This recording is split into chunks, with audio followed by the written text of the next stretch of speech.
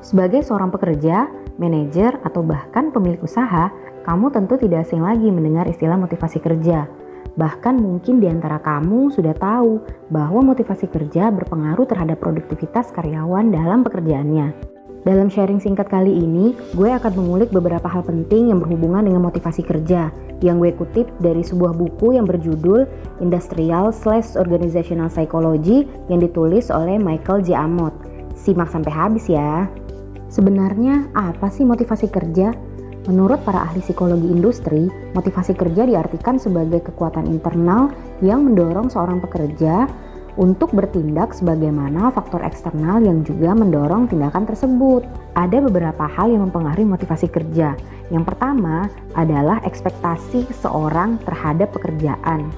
Kesenjangan antara apa yang diharapkan oleh karyawan terhadap pekerjaannya dengan kenyataan yang terlihat dapat mempengaruhi motivasi loh.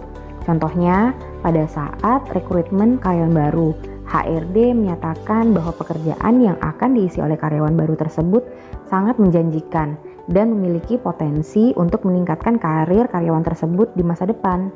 Namun setelah beberapa bulan bekerja, karyawan baru tersebut justru sama sekali tidak menemukan apa yang dideskripsikan pada saat awal rekrutmen. Inilah yang dapat menyebabkan karyawan menjadi demotivasi atau bahkan tidak termotivasi sama sekali. Faktor kedua yang mempengaruhi motivasi kerja adalah karakteristik pekerjaan. Berdasarkan teori karakteristik pekerjaan, pada dasarnya karyawan menginginkan pekerjaan yang bermakna, karena pekerjaan semacam ini justru membuat mereka menjadi orang yang bertanggung jawab terhadap diri mereka sendiri.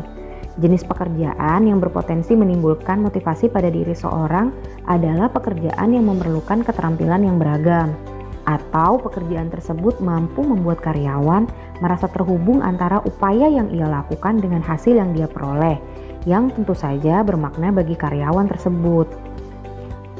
Yang lebih penting lagi, adanya apresiasi yang layak oleh rekan kerja atau atasan terhadap apa yang telah dilakukan oleh seorang karyawan. Faktor lainnya yang mempengaruhi motivasi kerja adalah kebutuhan, nilai, dan apa yang diinginkan oleh seorang karyawan. Menurut Mortis dan Champion, kesenjangan pada ketiga hal ini akan menyebabkan motivasi dan kepuasan kerja yang rendah pada diri seorang karyawan. Sering gak sih dalam keseharian pekerjaan kita, kadang kita menemukan ada beberapa rekan kerja yang terlihat selalu bersemangat dan memiliki performa kerja yang baik. Kok bisa ya? Ternyata para psikolog menemukan bahwa ada 3 perbedaan sifat pada individu yang terkait dengan motivasi kerja ini.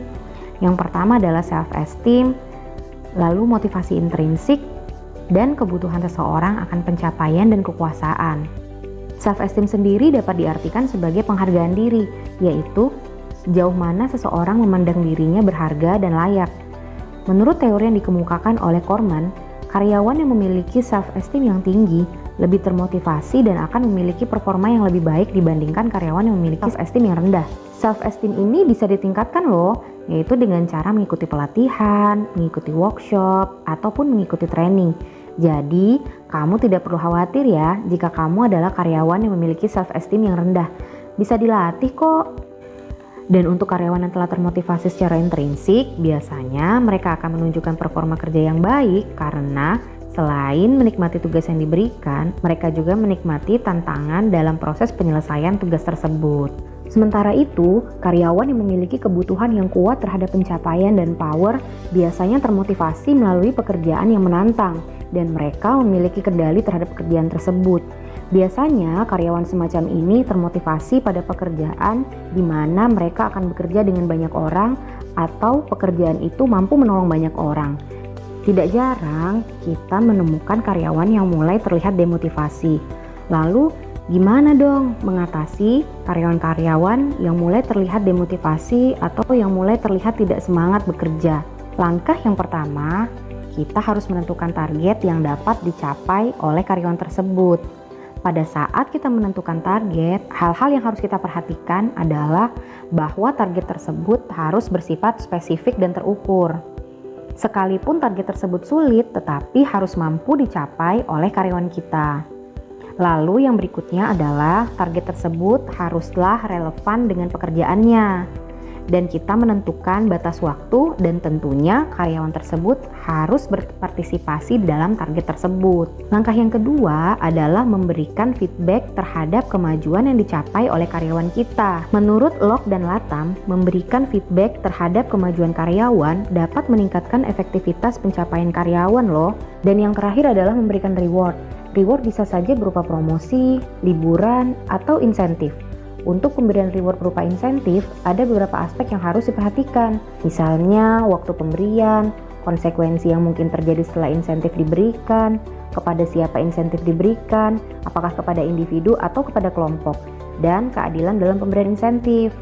Nah, itu tadi sharing singkat mengenai motivasi kerja. Semoga membantu kamu dalam meningkatkan motivasi karyawan ya. Sampai jumpa di sharing-sharing berikutnya.